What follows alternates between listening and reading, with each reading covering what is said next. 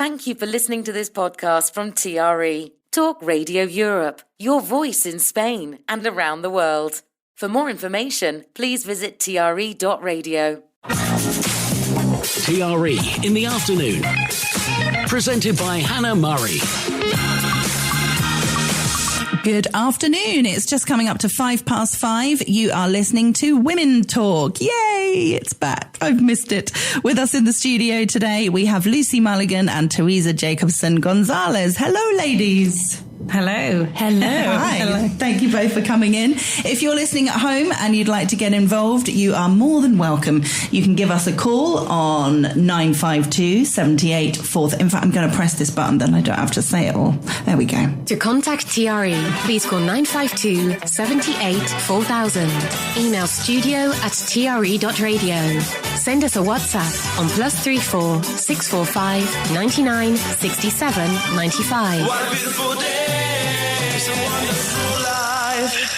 Perfect. So first of all, Happy New Year. And to you too. Happy New Year. Did you have a good Christmas and everything? Yeah, it was lovely. Ate way too much though. Yeah, as usual. Easily done. Easily done. Were you here for Christmas? Yeah, I was. It was so nice. Yeah. Better than being in the UK where it's so cold. Oh, nice. Yes. Mixed it up here and there. And I can tell you, I'm so dying to get back here. But there's such great weather we're having. Absolutely. A little bit too good, actually. Yeah. Tempting to stay. Yes. So there's an article I found about bad Christmas presents. For many, the real joy of Christmas comes from the pleasure of giving a thoughtful present and seeing the face of the recipient light up. However, for others, giving the perfect present does not seem to be high on the priorities list. The miserable Christmas list includes this. So people were asked in a survey what was their worst Christmas present. A dustpan and brush. That's terrible. Out of date chocolate and wine, vodka gifted to a pregnant woman, and used deodorant. I mean, what? One respondent had received a book by a conspiracy theorist about doomsday and aliens. Another person received over £100 worth of dairy chocolate from their grandmother, despite being severely allergic to dairy. Well, that's a problem, isn't it? Can you think of a bad Christmas present that you've had? Not necessarily this year, but in the past? I mean, I'm quite lucky. My mum is very on it. She knows exactly. Yeah, my mum's really organised with stuff and very thoughtful with her gifts. But I can think of a few things. Like I'm saying, my mum is super thoughtful when there is a certain pressure to give her the right gifts. Right. So my brother and I always kind of come together, and I think it was in the first few years of dating, my brother and I went to her partner, and they'd just started dating. Yeah. And we kind of said to him, like, what have you got? And he goes, don't worry, I've sorted it out. And bless, he bought her a space heater, which my mum wasn't that thrilled about when she opened it. She's like, what am I going to do with this? I don't want a space heater. And bless, his whole kind of premise was, yeah, but you always complain that you have cold feet. And so when you're sat outside, so I brought you this. And oh my God, it was in a huge box and she was opening it. And my grandpa always plays a joke with my grandma. He'll buy her like a piece of jewellery, but put it in a box, in a bag, in a box. Oh, lovely. So she's opening it and she's like, what is this? And my mum kind of thought that was happening. She was like, oh my gosh, a piece of jewellery. And then it was a space heater. Oh, yeah. And she was like, cold feet there. I mean, no, they're still together and they have a beautiful relationship. Yeah. So actually, that reminds me of probably the worst present I ever got was a foot massager. Why would I love that? I mean, it sounds good, but you didn't see this one. It was a really bad one. And it just stayed under the sofa for years. I only literally sort of threw it away a couple of years ago. I mean, it was just the most useless present I've ever received. But I always say the same thing. Christmas is at the same time every year, the same as birthdays and anniversaries. And I think people don't think about it enough. I think if you plan it properly throughout the year, then you know what somebody needs or wants. And another thing, I mean, I've certainly with adult children, I've stopped trying to buy them presents, and I know that they prefer money and, you know, little details, but definitely the money helps. So I think, you've got to know who wants what and think about it. But planning helps, I think. Absolutely. I always get, not told off, but my husband and my family always laugh at me because I have a list on my phone with all people closest to me. I've started mine already. It's brilliant, isn't it? Yeah. And I just have it constantly. Yeah. So whenever I'm chatting with a friend or my partner and he's saying, oh, we're watching TV, and he's saying, oh, I really want one of those, I'm like, I disappear into another room with my phone, write it down, and then I don't have to worry about it. And when it comes to his birthday or Christmas, I look at my list and go, and start working my way through it. And it makes so much sense, because otherwise, it can be a stressful, oh no, it's Christmas Eve, what am I going to get? And absolutely. And I think also re-gifting is the word I learned a couple of years ago, isn't a bad thing either. No, definitely not. That is a good one. I remember my grandfather bought his wife a flip-top bin. That's quite fancy. Very practical. Yes, very fancy, yes. But it's true, it comes from the same place as the heater. Yeah. You know, if couples are discussing things that they need for the house. There's a point, Exactly. A light bulb goes off and he thinks, I'll get that. Yeah, exactly. So it's a thoughtful gift from the point of view that it's something that they've obviously said that they need or would benefit them. It's just not exactly particularly romantic, is it? There's a piece about New Year's resolutions. I thought it's something that we could talk about. Do you do New Year's resolutions? I don't. I think that one can improve oneself throughout the year. But having coached for many years, it's something that's very interesting that I found. And as you know, I run the English language services online. I found that most people actually, there's an absolute surge of wanting to learn a new language and changing things all at the beginning of the year. Yeah. Which is, we're sort of inundated now with so many people want to start new courses. Yeah. Because it's January and because they've said to themselves, this is it. Yeah. But I've been with people that I've coached and I said, okay, we're going to do a time vault here. We're going to literally write down what you want to do for the year. We're actually going to seal it and we're going to open it up again next January. And I get them to do it again. I get them to write it down. And actually it's exactly the same as the year before. And it just makes me feel that people haven't improved and they haven't changed. And, you know, just thinking about what you're doing throughout the year is enough to make things better. And don't wait for the beginning of the year to do that. Is it the typical kind of, you know, lose weight, exercise more, eat less, drink less? It's all the same. It's all the same. Yeah. I have a personal trainer who comes on the radio every month, Scott Roberts, and fitness expert. And he was saying as we were coming up to Christmas, there's no need for Christmas to be a nightmare in terms of all the temptations of eating more and exercising less if you're on the right track for the rest of the year. Exactly. You can have a 2-week blowout where you don't go to the gym, you're eating and drinking loads more than you would ever normally do the rest of the year. If you're, doing right the rest of the year, but if you're not going to the gym and eating and drinking loads throughout the year, then doubling it at Christmas is obviously not a good place to be in. So that's And I think it's that binge over Christmas that we all do. We all eat so much, drink too much. It's just what happens. I think that's what puts a lot of people into the, oh my gosh, I've got to start losing weight, or I've got to start working out, or there's a place that I want to be and I'm not anywhere near that. So, okay, perfect time, January, new year, new me. That's the whole thing that everyone, new year, new me. This is what I'm going to do. This is what I'm going to become in this 2023 year. But I kind of have the same opinion that I don't, if not now, when? So that's what I've always kind of thought of. Why wait until the new year? Why wait until you turn another birthday? Or why wait for that stuff to happen? Yeah, when you can just get on with it. Just start it now and create habits. I mean, I wouldn't say New Year's resolutions. I have goals for the year. That's what and I think that changing resolutions to goals is quite helpful. Yeah, certain goals that I maybe set for myself, but also that are realistic, because I think a lot of people will go to the extreme. I'm going to lose 15 kilos, or I'm going to do this, or I'm going to do that, and they don't keep themselves accountable. And it's short-term goals as well, isn't it? You don't need to think, this year I want to do this. You need to think short-term, so for the next month I'm going to do this, or for the next 3 months I want to achieve this.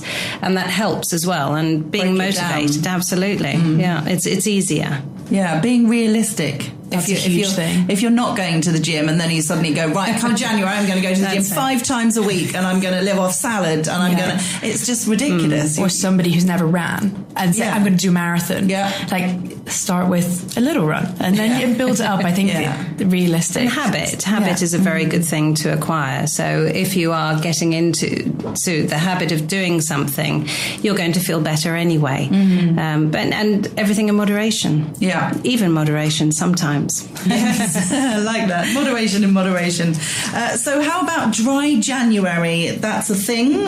I've done it once, I think, a couple of years ago, and it was I did it and I didn't lose any weight, and I thought, well, I'm not going to bother doing that again. So that was my experience of it. Have you ever done it? Well, why? My question is, why do people do it? Is that because they've sort of drunk too much over Christmas, or is it just a general thing? I don't know why. Yeah, I think it's I guess if you could go for 2 weeks without drinking anyway, and it's not a big part of your life, and you're not really bothered, then there'd kind of be no point. But sometimes living out here, you can be in the kind of zone of, it's lovely weather, let's go for a drink after work, and people can easily get into the environment where they feel like they're drinking too much, whether they're having a glass of wine every day and they've decided I don't want to drink every day, or binging at the weekends, or there can be different reasons. But I think a general realization that possibly they're drinking too much, and let's have a month off and see how we feel. I mean, I haven't done it. I think also because I just don't drink that much. I think the last time I was here, I told you about our hump night.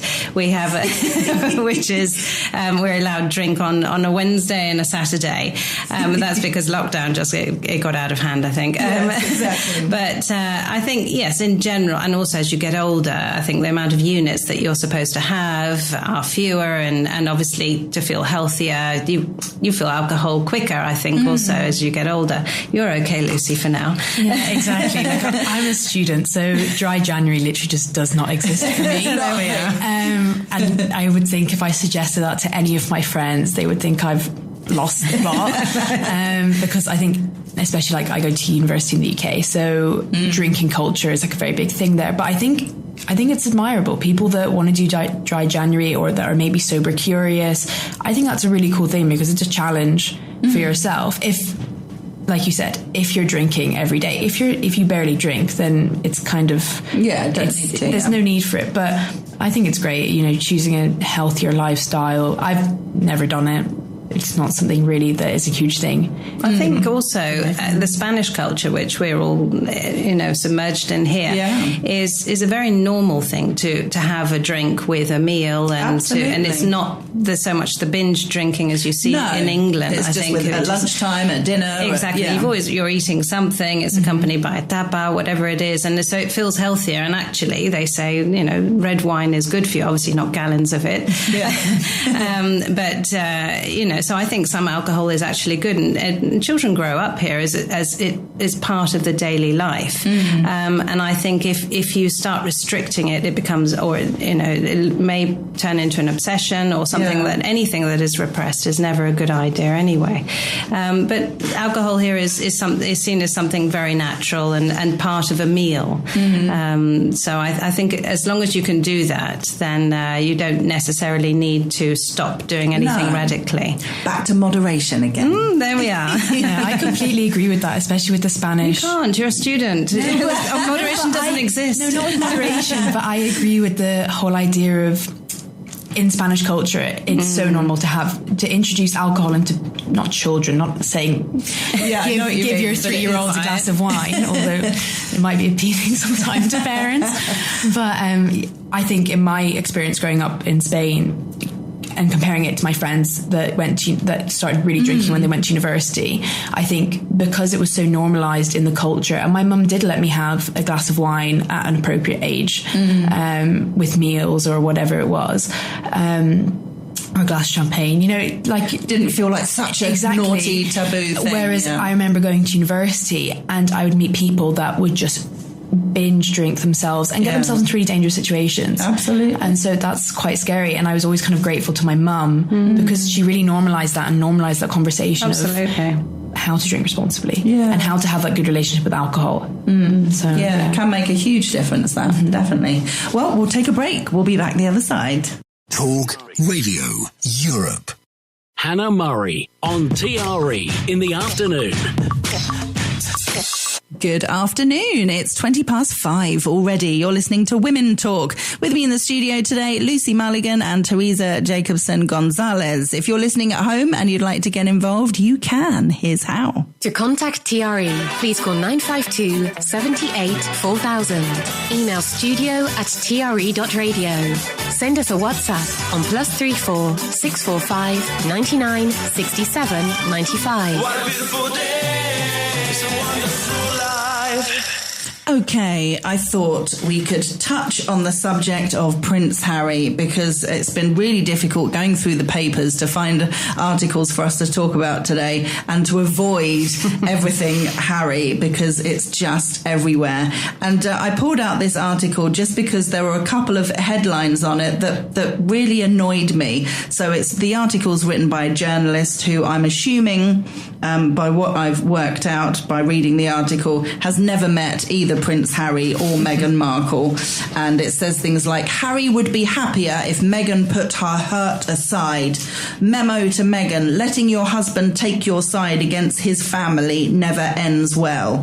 And it's that whole rhetoric that's kind of going out that everything that's going wrong with Harry and Meghan and them leaving the UK and leaving the royal family is all Meghan's doing, and Harry is just completely taken in by his new wife and is just following her like a lost puppy, and she's this evil, horrible woman that's like ruined the royal family. And I think that is absolutely disgusting and clearly wrong. Having seen the documentary and read part of the book, haven't finished it yet, but, really enjoying it. And it's quite clear. He's even said that a lot of it has been his doing, his observations, things that have gone on in the family. And he's made decisions that he wanted to get his wife out of that situation and try and protect his wife, clearly in the way that he couldn't protect his mum. And there's obviously that really emotional, sad connection with what happened with his mother. And he's desperate for it to not happen with his wife. And I just think that's lovely. How can we not see that and think, what a lovely man trying to protect his wife? But yet all everybody seems to be doing is attacking him. Okay, I'll shut up now. Go on. I think I'm pleased I saw the documentary as well. I think that really was an eye-opener. And however you want to take it from one angle or the other, you really get to see something that the press and media don't let you normally see. So I think that it was very sensible of them to actually create this documentary for us to all to get an idea of their private lives. You can see how much they love each other. Absolutely, and that's actually the effect that it gave me. I binged watched it, and you just don't want to stop watching it until the end. I agree.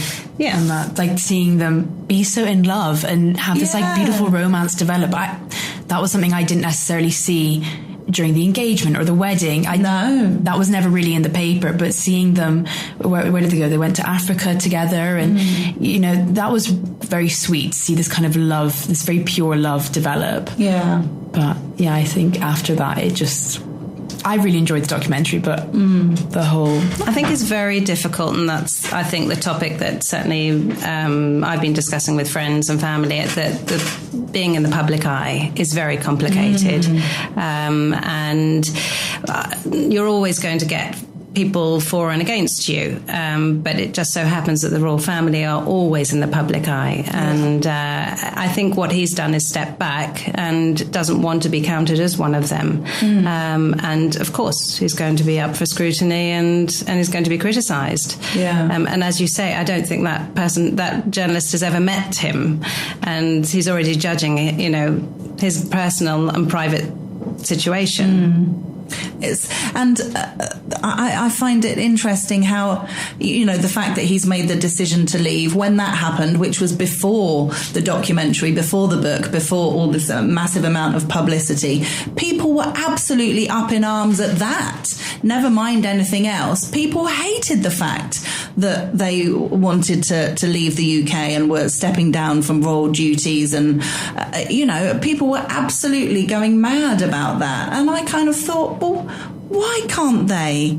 If he wants to step down and remove himself from the royal family and the UK, he has absolutely the right to do that. And who is everybody else to tell him that it's wrong? I just find it bizarre. Well, and it's happened in the past, hasn't it, for love? Yeah. And just that, the fact that people can make that big decision, it means it must be real love. Yeah. And I think people are too cynical nowadays to even accept that. Yeah.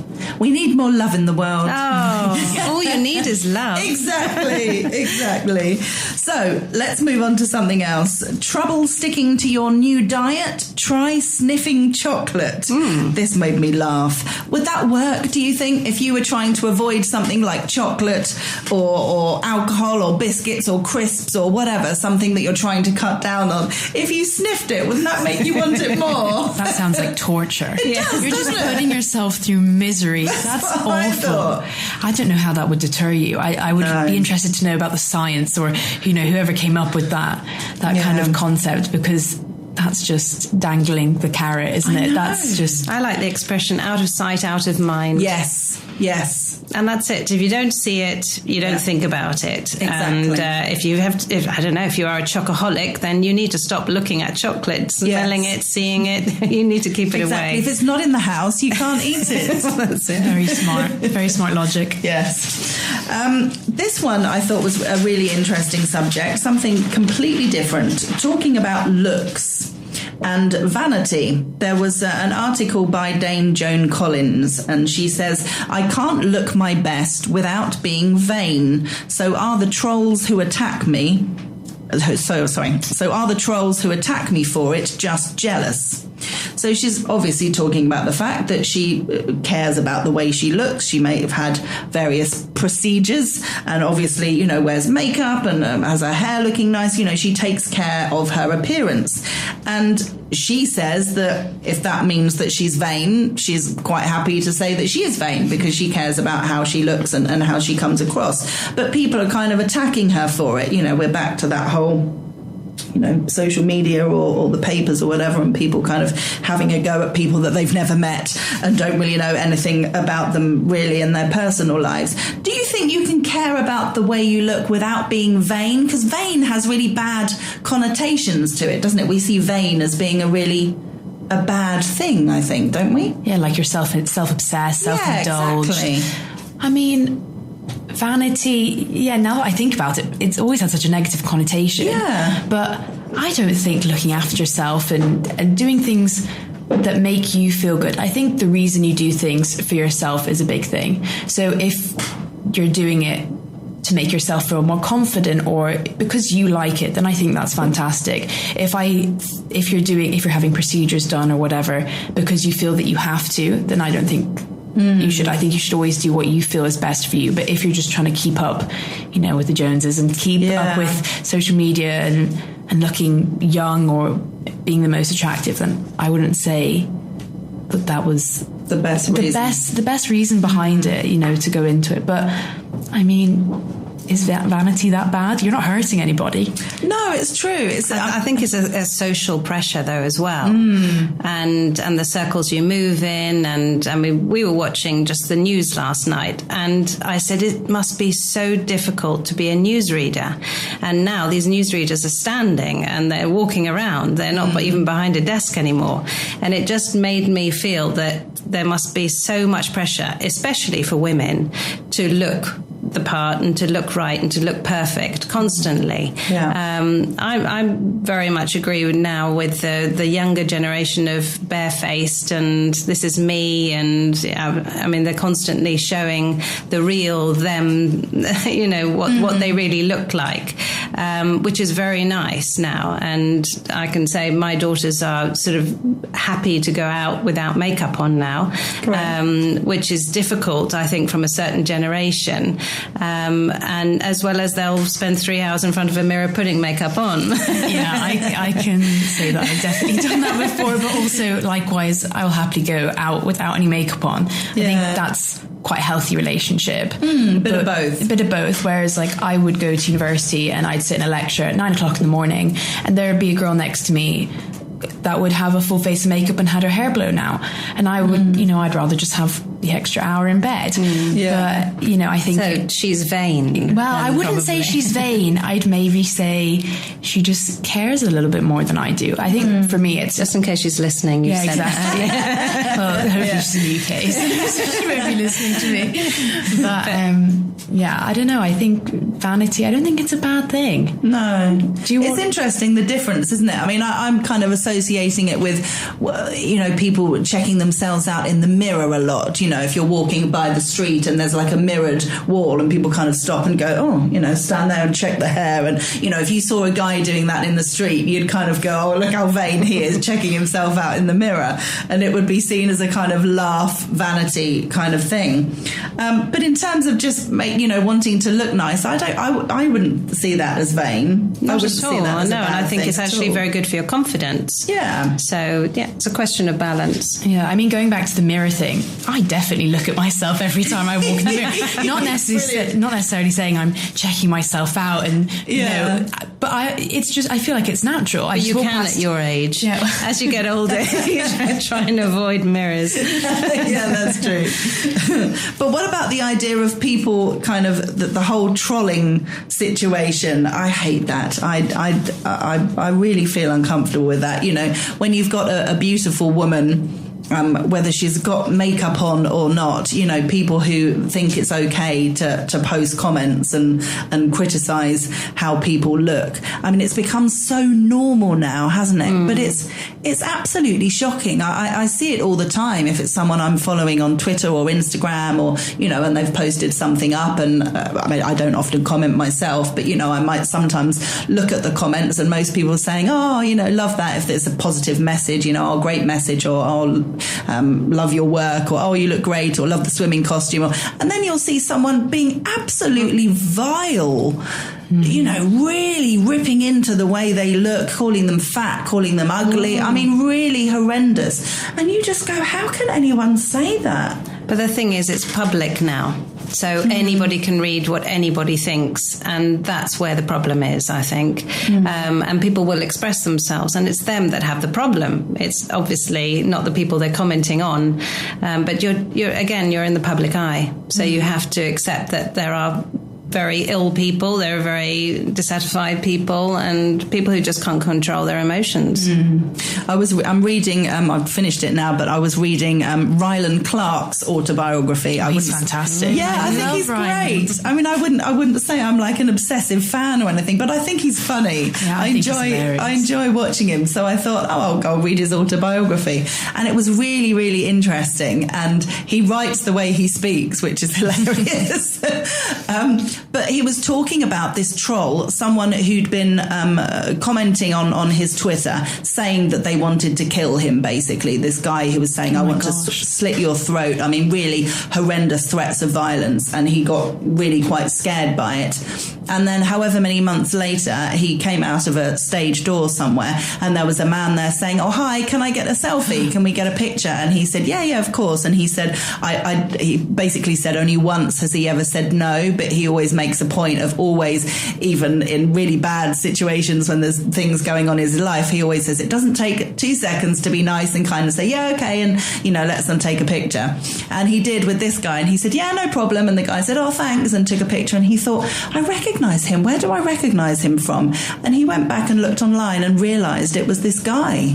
Yeah, that's and so he'd common. been, putting threats on his life, threatening violence, and all he wanted was a selfie. I mean, what's going on in people's heads? It's obsession, isn't it? Isn't it? Really scary.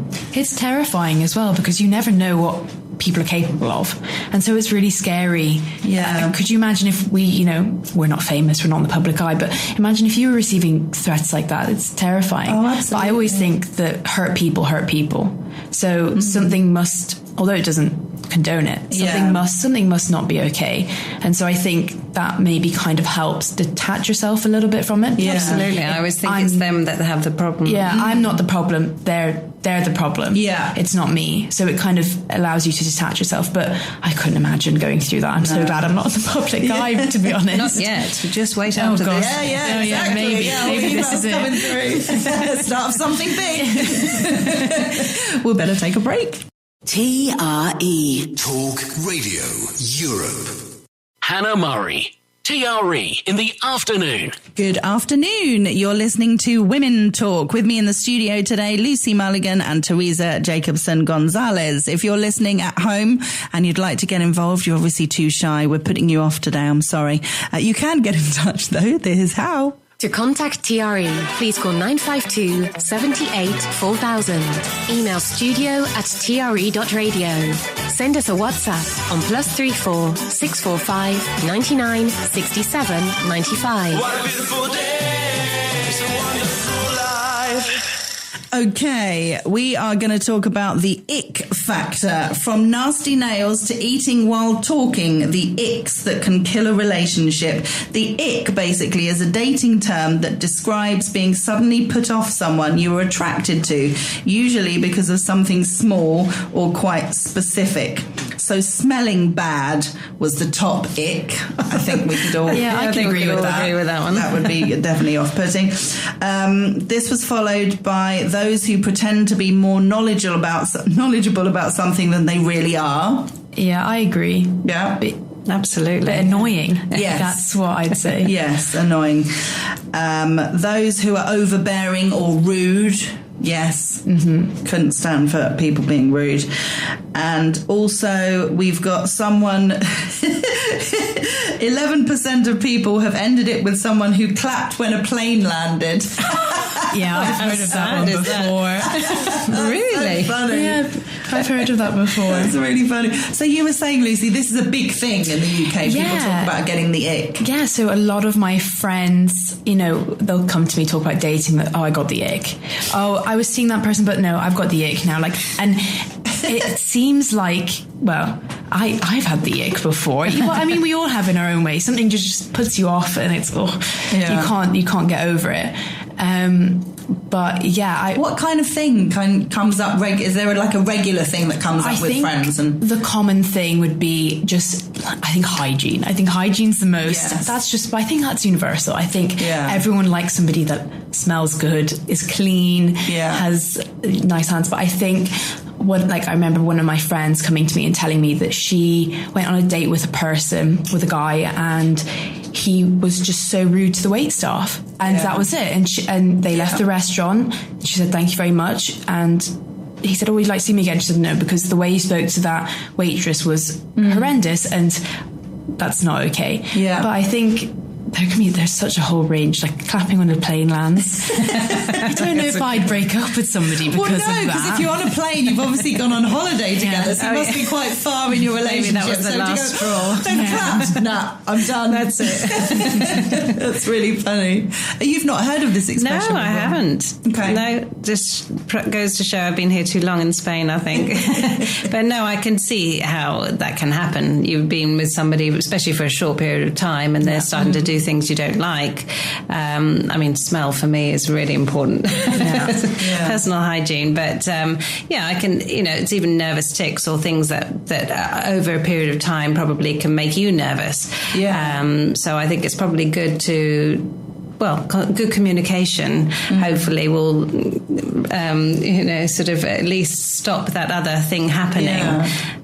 For you to feel bad about it. I don't know if that's even possible. It's funny, isn't it? If people are set in their ways, again, this could come from depending on the generation. If somebody's behaving a certain way and they've always behaved that way, for someone to come along and say, I can't stand the way you do this, they might think, well, that's me, that's my personality, that's the way I am. People can get really... Yeah, exactly. People can get really offended, and there can often be this... I mean, I haven't been dating for a long time now because I'm happily married, but I remember when dating, people can get really hung up on the whole trying to change someone. It's something a trap that women can sometimes fall into. When they're dating, they think, oh, he's great, but I wish he was more like this, or I wish he didn't do that, or and that's kind of a dangerous path to go down. If you want to change someone so much, then maybe they're not the right person. Exactly. Yeah. Just find someone else. It'd be a lot easier. Exactly. But I think probably with the dating situation now, there's so much choice.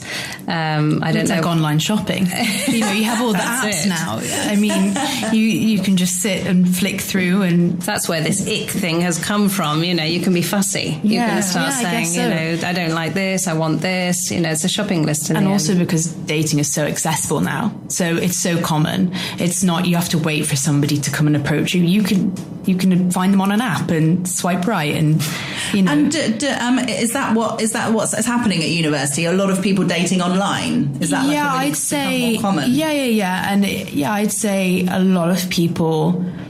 I mean, when I was single in my first 2 years of university, you have the dating apps, and your friends do as well.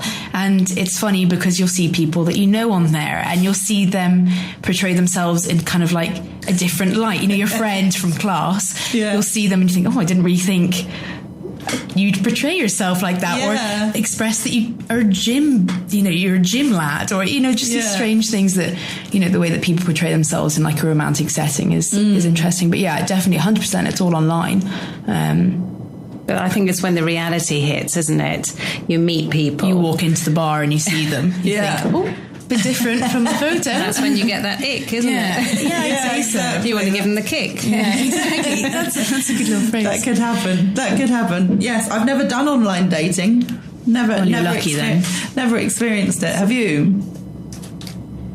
Well, I obviously have. Yeah, I obviously have. But it never was successful. No, for me, no. I think it's difficult. I think you have to know people, and I think maybe the people that are online want short term, and you want long term, or the other way around. Yeah, exactly. And it's really difficult to get to know somebody. Like that's the whole thing. It's so difficult to get to know somebody over text, and then you build up an expectation, or you paint a picture in your mind, and you meet them, and you think, oh, well, that's not how I expected you to talk. Like that's something that always shocked me. Okay. People's accents. Yeah. I'm thinking, oh, okay, I didn't expect you to speak that way. Massive difference. Yeah, and that was just really strange. But we have a lot of friends actually that met online. A lot of friends and are happily married. Oh, how lovely! In fact, lots of friends now. I know out of my mum's generation, I know friends that she went to university with, or friends that I grew up with and then got divorced or whatever happened, and they met their partners online. And so it's not only common for my generation, I think it's common for my mum as well. Interesting. I don't know about my grandparents. They can only just about work WhatsApp, so might be a bit too much. We've got an article here talking about Love Island, but for middle-aged couples. So Davina McCall apparently is begging ITV to let her host a version of the holiday dating show, but for middle-aged couples. Do we think this would work? Do we think it would be entertaining? This is where I confess I've never seen it. Okay, so what happens on Love Island? It's basically a load of young people, young attractive people. They're always attractive, looking to meet a partner. Right. So there's guys. So it's a bit of a sort of first dates thing, but on an island. But they're living together. Yeah, they're trapped in a villa. That's the thing. They have no contact with the outside world, and I think it's 6 boys, 6 girls, and they have to couple up immediately without even speaking to each other. Yeah. And then obviously you can imagine dynamics develop, and they recouple every few episodes. So they'll steal one another from each other, or, and people come in and there's a bombshell and to try and really stir up the pot. So yeah, that's the kind of, and then somebody wins. Yeah. Okay. What do they win? £50,000. Okay. And they either decide to share it or keep it. Okay. So do they share it? Yeah, I think they always have. I think the whole idea originally was to kind of, I think in the Australian version or the Swedish version, I remember seeing a clip, and the guy, they got all the way to the end, they won, and the guy kept it. No. And she took her off her shoe and threw it at him. I think it was a Scandinavian version of the show, and I think that was what they wanted. ITV wanted that to happen. It's a bit more scandalous, isn't it? Yeah, it's more dramatic. Absolutely. That would be horrendous. So this would be for middle-aged. Yeah. I think that's a good idea. I do. Definitely, because I think it's hilarious. Hilarious for you, but I just think it would be normal for us. I think it would just be so like cute and nice and lovely to see. hard work. Yeah.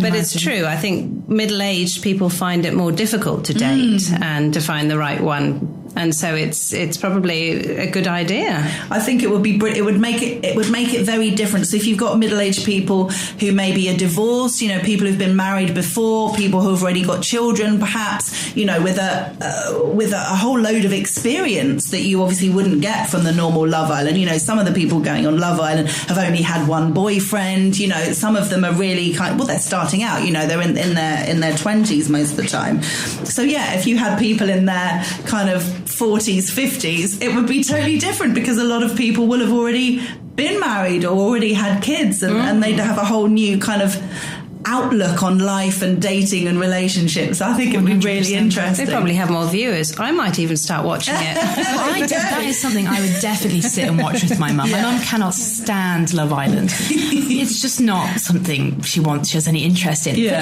And especially if Davina's hosting it. That would be fantastic. Yes, definitely. But also, I think it would be interesting if it wasn't so much about looks, because obviously all the people who go on Love Island are always, deemed to be really attractive. But I remember seeing the odd clip of, when some of them are talking about. I can't remember what was the clip from a few years about this girl that didn't realise Essex wasn't another country. Oh yeah, it was a girl from Liverpool, and she was asking about Brexit. That's what it was. And she said, can I go to Ibiza? And, the other people, she goes, and she kept saying, what else did she kept saying? She kept saying stuff about, but where is Ibiza? And they're like, well, it's an island. She's like, no, it's not. Is it not in England? Stuff like this. She just had no geographical. And somebody was trying to explain what Brexit was to her, and she just had no. Yeah, and she said, but I can still go on holiday to Spain. Yeah, she's like, but as long as I can still go.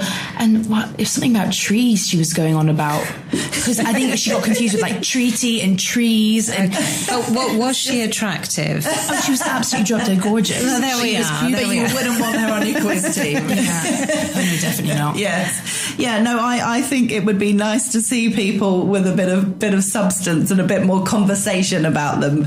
That would be interesting to watch. So it's not just about what they look like. It would be, it would be intellectually stimulating as well. Yeah, I definitely agree. We shall see. You never know. Stranger things have happened. We better take our last ad break. This is Talk Radio Europe. Hannah Murray, TRE in the afternoon. Good afternoon. You're listening to Women Talk. Welcome to the last little part. We've got about 10 minutes. With me in the studio today, Lucy Mulligan and Teresa Jacobson Gonzalez. So there's an article here talking about BA's trendy jumpsuit. So I'll show you the picture here. So the ladies on BA, instead of wearing a skirt, they can wear a jumpsuit, which I think looks great and is a lot more practical than wearing a skirt, I reckon. What do we think? Do we think, oh no, they should be in skirts? Or do we think, yes, why not? Well, we're back to what the traditional crew looked like and what what we used to call air hostesses were supposed to look like. And I think that has all changed. And you can have all type of body shapes and people now. And so clothes should have changed to, in accordance with that, I think. And I think it looks very comfortable. Very practical. Yeah, it just looks easier as well. There's a lot less effort. Exactly. I mean, I remember when I was in school and in sixth form, and I used to have to wear a suit with a skirt. And in the last few weeks of school, we were allowed to wear trousers. And I remember thinking, oh my gosh, it was just so much easier. Yeah. And so much more comfortable and...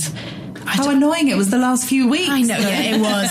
And I went out and bought one pair and I thought, right, that's it. But yeah, I don't see why. Could you imagine serving people in high heels? I think it's awful that they have to wear heels as well. I do. That would be awful. I would absolutely hate that. You know, I've waitressed and I don't think I could do it in a skirt and high heels. Like, it's usually trainers. Yeah, exactly. Comfortable. Yeah, I think I don't think they should be made to wear high heels either. But I think the whole glamour of air hostesses is kind of past. You know, I think because now flying is it's so normal for everybody, and it's been so commercialized. The whole jet set BA crew is kind of just gone away, really, I'd say. Although some airlines are still very much adhering to that. I mean, even the ones that we're taking very regularly, Wizz Air, for instance, which is actually the greenest airline around apparently at the moment, they have that very original stewardess look. And they are, you know, very young girls and very prim and proper, and it makes you feel like you're in another century in a way. Yeah. I wonder if any women would object to women not wearing skirts anymore, or whether it's just the men that it might sound a bit sexist, but it's a genuine question whether, you know, if men would say, oh no, you know, it's traditional, this is how they should be dressed, or whether women would say, oh no, I think they should be in skirts, or whether as women we all understand wearing a skirt and tights and heels on a daily basis whilst doing a lot of walking isn't the most comfortable, practical thing. So therefore... Yeah, I mean, I think probably, this is just me guessing here, the older women that were part of that very glamorous BA lifestyle, travelling with, you know, on these long haul flights, I think they might kind of want to keep the tradition of the skirt simply because it was tradition and that was the look and that was the style. Yeah. Whereas I don't think younger people would really care, to be honest. No. I could not care less if I was sat on an airplane and a lady that was giving me a bag of peanuts was wearing a skirt or tutu or, you know, her pajama bottoms for all I care. Yeah, exactly. I think it is an age thing, and I think it's a gender topic as well, which is obviously very important now. And things like uniforms of any sort are being looked at closely, and I suppose that means BA are up to date. I've got some serious subjects here, but as we've got 5 minutes left, I'm not going to move on to serious subjects. We'll do a couple of lighter ones. Neighbours 6 months silent. Everybody needs good neighbours, as the theme song goes, but 25% of Britons have not spoken to anyone living around them for at least 6 months. How well do you know your neighbours? My first thought was, that's ridiculous. But now I think about it, my neighbours back in the UK where I live by myself, I don't know any of them. I don't know any of them at all. Now I think I know the person that lives across me has a dog. Yeah. And I've thought to myself, I'd offer to look after the dog, but I've never done it. Isn't it interesting? It's so strange. And it makes you feel really bad when you think about it. And I have lived there for almost a year now. Okay. That's really bad. So, would you feel comfortable doing something about it, i.e. knocking on the door with a pie or something going, hello? I don't think I would. No, I think it's weird, isn't it? Because now I think about my mum knows absolutely everyone that lives in our urbanisation, and she knows, you know, she knows who's... That's in Spain. Yeah, that's in Spain. So, and my grandparents are the same. They know who's coming and going. You know, it's just normal because it's a community. Whereas I live in a similar situation, a block of flats. Okay. I just, if a stranger turned up to my front door asking to come in with a pie, I'd probably say, thank you for the pie, but...